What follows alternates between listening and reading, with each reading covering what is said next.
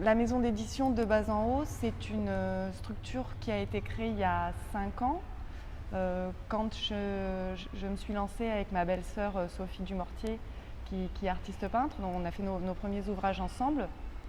Et ensuite, j'ai eu des propositions pour éditer d'autres ouvrages.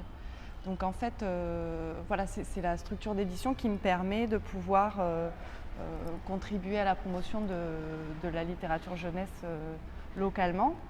Donc avec une ligne éditoriale qui est finalement assez proche de ma sensibilité personnelle.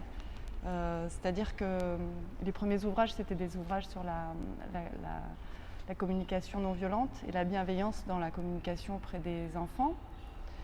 Ce qui m'est cher, hein, la façon dont on communique les uns avec les autres dans nos rapports humains. Le deuxième ouvrage, le troisième ouvrage, c'était une reprise d'un des contes de Poindy de Jean Mariotti pour la jeunesse avec Nicolas Rinck et Alejandra Rinck-Ramirez. Donc là, c'était important pour moi de faire connaître à la jeunesse notre patrimoine littéraire calédonien en reprenant l'œuvre originale de Jean Mariotti.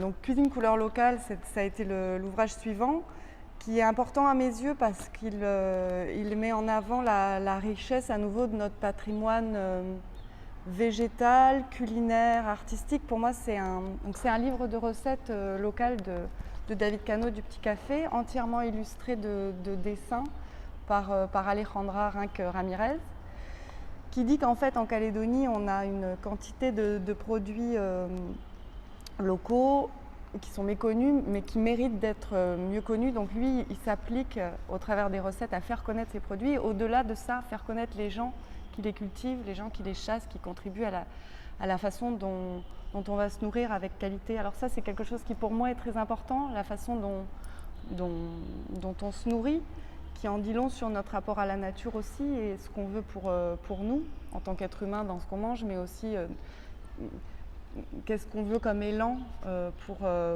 notre consommation à chacun. M'investir dans un projet d'édition tel que celui-là, c'est vraiment ma façon de contribuer à un monde meilleur et à essayer voilà, d'être acteur d'une certaine forme de changement. Et après ce livre-là, on a sorti donc l'ABC des endémiques qui met en lumière la richesse de la faune et de la flore calédonienne, donc avec Nicolas Rinck et à nouveau Alejandra Rinck-Ramirez l'idée c'est de montrer aux enfants à quel point notre nature elle est riche et précieuse. Et pour cela, chaque espèce est illustrée par une phrase qui montre en quoi ce qu'elle a d'original, ce qu'elle a de précieux, ce qu'elle a des fois de cocasse. Et donc les illustrations sont colorées et comme le texte est traduit en anglais, ça permet de pouvoir être utilisé par les enfants donc, qui entrent dans la lecture, mais à ceux qui entrent aussi dans l'apprentissage de l'anglais. Donc voilà, c'est une façon de faire du lien entre la nature et le livre.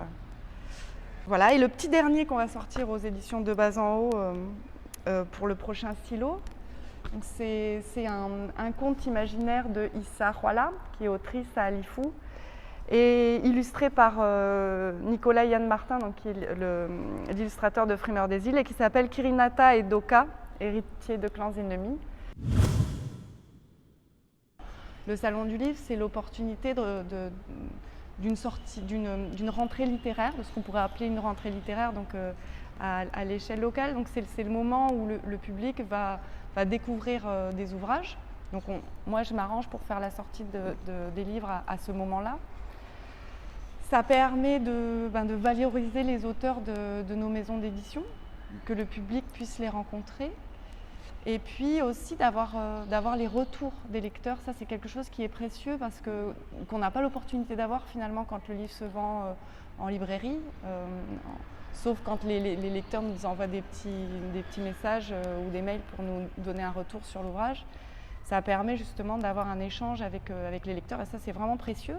Enfin voilà, c'est une grande fierté pour moi de participer, de contribuer à cette dynamique-là.